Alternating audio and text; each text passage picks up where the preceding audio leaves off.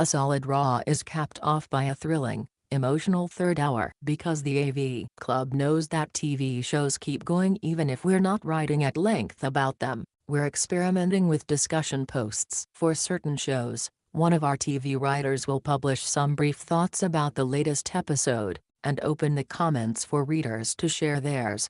Yes, Raw reviews have now gone the way of the discussion post. We hope you'll find them just as engaging, insightful, or anger-inducing. Raw makes a great choice by starting out with the two people every single crowd loves to boo, Stephanie McMahon and Roman Reigns. That said, I enjoy angry, to-the-point Roman. That handicap match felt exceedingly pointless though. Just another instance of Roman up against the odds. I really don't understand Steph's motivation for punishment. What does her putting Roman in a handicap match achieve in terms of storytelling? A whole lot of nothing. Every single New Day Bo Dallas segment is reliable. Here, Bo rips up the New Day's blueprints for their new ice cream after executing a little New Day dance. Perfection. A small moment, but I love Jack Gallagher telling Neville to calm down. So, that was Emma. Now we wait for Emma, I guess. Braun Strowman picking up Mark Henry was really all I wanted from that confrontation. Cesaro beating Enzo with a pop-up uppercut is exactly how you book that match. Rusev vs. Sami Zayn is the reliable Raw match of the week. Solid work from both,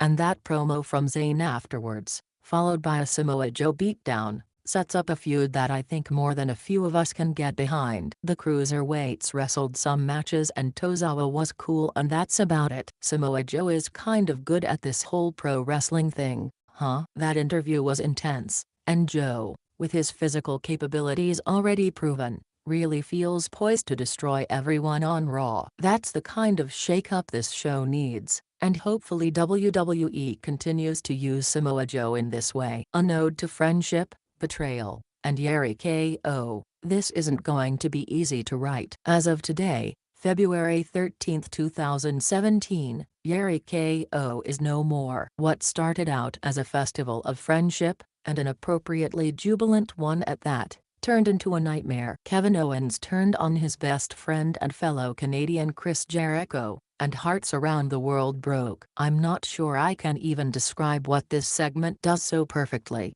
but I'll give it a shot. Jericho and Owens share a special chemistry. Jericho even acknowledges it in a touching ode to Owens before uttering "I love you."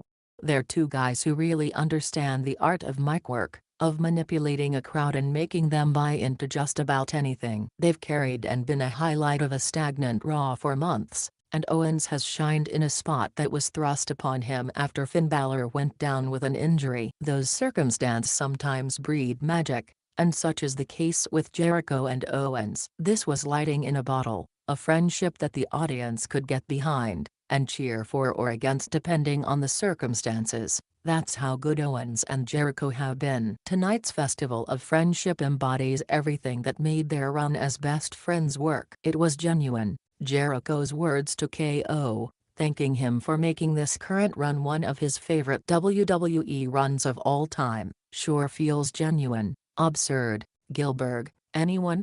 And always engaging. The two turn goofy ideas like lists and shark cages into real tools of storytelling, using them to get heat and pops when needed. The festival of friendship is the payoff, and it's so wonderfully constructed. It's at once an emotional ode to male friendship and vulnerability, and a tragedy about betrayal. The "I love you" is real, but so is the beatdown courtesy of KO. This is how you tell a story of two friends falling out. The beats aren't predictable, few of us saw this coming at this moment, and that allows Owens to gain some truly massive heat. From the creation of Adam-inspired painting and the callback to Marty Jannetty and Shawn Michaels, to the slow reveal of the list of KO, this segment is a masterclass in emotional storytelling. We'll miss you, Yeri KO, but we're damn excited to see what happens from here on out. A nod to hope. After the destruction of a friendship, it's only appropriate that we shift to a tale of hope,